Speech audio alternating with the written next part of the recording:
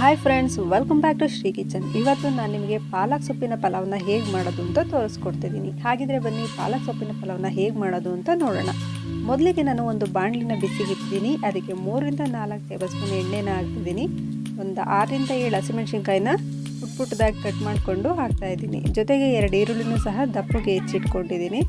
ಅದನ್ನು ಹಾಕಿ ಚೆನ್ನಾಗಿ ಫ್ರೈ ಮಾಡ್ತಾಯಿದ್ದೀನಿ. ಅಂದರೆ ಸ್ವಲ್ಪ ಗೋಲ್ಡನ್ ಕಲರ್ ಬರಬೇಕು, ಹಸಿ ಸ್ಮೆಲ್ಲೆಲ್ಲ ಹೋಗೋವರೆಗೂ ಫ್ರೈ ಮಾಡಬೇಕು. ಅದಕ್ಕೆ ಹೆಚ್ಚಿಟ್ಕೊಂಡಿರುವಂತಹ ಪಾಲಕ್ ಸೊಪ್ಪನ್ನು ಸಹ ಚೆನ್ನಾಗಿ ಫ್ರೈ ಮಾಡ್ತಾಯಿದ್ದೀನಿ. ಪಾಲಕ್ ಸೊಪ್ಪನ್ನು ಅಷ್ಟೇ ಹಸಿ ಸ್ಮೆಲ್ ಹೋಗೋವರೆಗೂ ಚೆನ್ನಾಗಿ ಫ್ರೈ ಮಾಡಬೇಕಾಗುತ್ತೆ. ಇಲ್ಲಾಂದರೆ ಪಲಾವೆಲ್ಲ ಸ್ವಲ್ಪ ಸ್ಮೆಲ್ ಬಂದಂಗೆ ಆಗುತ್ತೆ.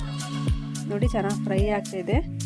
ಇನ್ನೂ ಕಲರ್ ಬಂದಿಲ್ಲ, ಅದು ಸಾಫ್ಟ್ ಆಗೋವರೆಗೂ ಬೇಯಬೇಕದು. ಚೆನ್ನಾಗಿ ಬಂದರೆ ಪಲಾವ್ ಮಾತ್ರ ತುಂಬ ಟೇಸ್ಟಿಯಾಗಿ ಬರುತ್ತೆ. ನೋಡಿ ಫ್ರೆಂಡ್ಸ್, ಈಗ ಚೆನ್ನಾಗಿ ಫ್ರೈ ಆಗಿದೆ. ಈ ಥರ ಆಗಬೇಕು. ಈಗ ಅದನ್ನು ಸ್ವಲ್ಪ ತಣ್ಣಗಾಗೋದು ಬಿಡೋಣ. ಸೊಪ್ಪೆಲ್ಲ ತುಂಬ ಚೆನ್ನಾಗಿ ತಣ್ಣಗಾಗಿದೆ. ಈಗ ಒಂದು ಜಾರಿಗೆ ಇದೆಲ್ಲ ಫ್ರೈ ಮಾಡಿರೋ ಅಂಥ ಪಾಲಕ್ ಸೊಪ್ಪು, ಹಸಿಮೆಣಸಿನ್ಕಾಯಿ ಏನಿದೆ ಅದನ್ನು ಹಾಕ್ತಾಯಿದ್ದೀನಿ. ಆಮೇಲೆ ಸ್ವಲ್ಪ ಶುಂಠಿನ ಹಾಕ್ತಾಯಿದ್ದೀನಿ, ಸ್ವಲ್ಪ ಬೆಳ್ಳುಳ್ಳಿನೂ ಸಹ ಹಾಕ್ತಾಯಿದ್ದೀನಿ, 2 ಟೊಮೆಟೊನ ಹೆಚ್ಚಿ ಹಾಕ್ತಾಯಿದ್ದೀನಿ. ಜೊತೆಗೆ 1 ಕಪ್ ಕಾಯಿ ತುರಿನೂ ಸಹ ಹಾಕ್ತಾಯಿದ್ದೀನಿ. ಜೊತೆಗೆ ಸ್ವಲ್ಪ ನಾನು ಚಕ್ಕೆ ಲವಂಗನ ಪುಡಿ ಮಾಡಿ ಇಟ್ಕೊಂಡಿದ್ದೆ ಮೊದಲೇ, ಅದನ್ನು ಸಹ ಹಾಕ್ತಾಯಿದ್ದೀನಿ. 1/2 ಟೇಬಲ್ ಸ್ಪೂನ್ ಅರಿಶಿನ ಹಾಕ್ತಿದ್ದೀನಿ. ನೀರು ಹಾಕ್ದಲೇ ಖಾರನ ರುಬ್ಬಿಟ್ಕೊಂಡಿದ್ದೀನಿ. ಈಗ ಒಂದು ಬಾಣಲಿಗೆ ಒಂದು 6 ರಿಂದ 7 ಸ್ಪೂನ್ ಎಣ್ಣೆನ ಹಾಕಿದ್ದೀನಿ. ಎಣ್ಣೆ ಕಾದಾದ್ಮೇಲೆ ಒಂದು 4 ಏಲಕ್ಕಿನ ಹಾಕ್ತಾಯಿದ್ದೀನಿ, 2 ಪೀಸ್ ಚಕ್ಕೆನೂ ಸಹ ಹಾಕ್ತಾಯಿದ್ದೀನಿ, ಒಂದು 5 ರಿಂದ 6 ಲವಂಗನೂ ಸಹ ಹಾಕ್ತಾಯಿದ್ದೀನಿ. ಜೊತೆಗೆ 2 ಪಲಾವ್ ಎಲೆ, ಮರಾಠಿ ಮೊಗ್ಗು 1-2, ಅನಾನಸೂನು ಸಹ ಹಾಕ್ತಾಯಿದ್ದೀನಿ. ಹೆಚ್ಚಿಟ್ಕೊಂಡಿರೋಂಥ 2 ಈರುಳ್ಳಿನ ಹಾಕ್ತಾಯಿದ್ದೀನಿ. ನೋಡಿ, ಈರುಳ್ಳಿನೂ ಅಷ್ಟೇ ಚೆನ್ನಾಗಿ ಫ್ರೈ ಆಗಬೇಕು. ಫ್ರೈ ಆಗಲಿಲ್ಲ ಅಂದರೆ ಪಲಾವ್ ಅಷ್ಟು ಚೆನ್ನಾಗಿ ಬರಲ್ಲ. ಚೆನ್ನಾಗಿ ಫ್ರೈ ಆದಮೇಲೆ ನಾನು ಮೊದಲೇ ಕ್ಯಾರೆಟು ಹಾಗೂ ಬೀನ್ಸ್ನ ಸಹ ತೊಳೆದು ಹೆಚ್ಚಿಟ್ಕೊಂಡಿದ್ದೀನಿ. ಅದನ್ನು ಸಹ ಹಾಕಿ ಚೆನ್ನಾಗಿ ಫ್ರೈ ಮಾಡ್ತಾಯಿದ್ದೀನಿ. ಅಂದರೆ ಕ್ಯಾರೆಟ್ ಹಾಗೂ ಬೀನ್ಸು ಚೆನ್ನಾಗಿ ಸ್ವಲ್ಪ ಸಾಫ್ಟ್ ಆಗಬೇಕು, ಚೆನ್ನಾಗಿರುತ್ತೆ. ಬಟಾಣಿ ಇರಲಿಲ್ಲ, ಇದ್ದಿದ್ರೆ ಅದನ್ನು ಸಹ ಹಾಕ್ಬೋದು. ಇದು ತುಂಬ ಚೆನ್ನಾಗಿರೋದು. ತರಕಾರಿ ಬೇಯೋಕ್ಕೋಸ್ಕರ ಸ್ವಲ್ಪ ಉಪ್ಪನ್ನು ಸಹ ಸೇರಿಸ್ತಾ ಇದ್ದೀನಿ. ಉಪ್ಪೆಲ್ಲ ಹಾಕಿದ್ಮೇಲೆ ಚೆನ್ನಾಗಿ ಫ್ರೈ ಆಗಬೇಕು. ಈಗ ರುಬ್ಬಿಟ್ಕೊಂಡಿರೋಂಥ ಏನು ಮಸಾಲೆ ಇದೆ ಅದನ್ನು ಆ್ಯಡ್ ಮಾಡ್ತಾಯಿದ್ದೀನಿ. ಮಸಾಲೆನ ಹಾಕಿ 5 ರಿಂದ 10 ನಿಮಿಷ ಚೆನ್ನಾಗಿ ಫ್ರೈ ಮಾಡಬೇಕು. ನೋಡಿ, ಚೆನ್ನಾಗಿ ಫ್ರೈ ಆಗ್ತಿದೆ, ಇಲ್ಲಾಂದರೆ ಅಷ್ಟು ಟೇಸ್ಟ್ ಬರೋಲ್ಲ.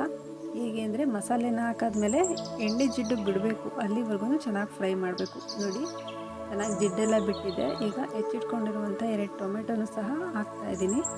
ಟೊಮೆಟೊನೂ ಅಷ್ಟೇ ಚೆನ್ನಾಗಿ ಸಾಫ್ಟಾಗಿ ಬೇಯಬೇಕು. ಸಾಫ್ಟ್ ಆದಮೇಲೆ ನೋಡಿ, ಚೆನ್ನಾಗೆಲ್ಲ ಸಾಫ್ಟ್ ಆಗಿದೆ. ಈಗ ಎಷ್ಟು ನಮಗೆ ನೀರು ಬೇಕಾಗುತ್ತೆ ಅಷ್ಟು ನೀರನ್ನು ಹಾಕ್ತಾಯಿದ್ದೀನಿ. ನೋಡಿ, ಚೆನ್ನಾಗಿ ಕುದಿಯೋಕ್ಕೆ ಬಂದಮೇಲೆ ಸ್ವಲ್ಪ ಕೊತ್ತಂಬರಿ ಸೊಪ್ಪು ಹಾಗೂ ಸ್ವಲ್ಪ ಪುದೀನೂ ಸಹ ಸೇರಿಸ್ತಿದ್ದೀನಿ. ಫ್ಲೇವರ್ ತುಂಬ ಚೆನ್ನಾಗಿ ಬರುತ್ತೆ. ಈಗ ಕುದಿಯೋಕ್ಕೆ ಬಿಟ್ಟಿದ್ದೀನಿ. ನೋಡಿ, ಕುದೀತಾ ಇದೆ. ಈಗ ತೊಳೆದಿಟ್ಕೊಂಡಿರೋಂಥ ಅಕ್ಕಿನೂ ಸಹ ಸೇರಿಸ್ತಾ ಇದ್ದೀನಿ.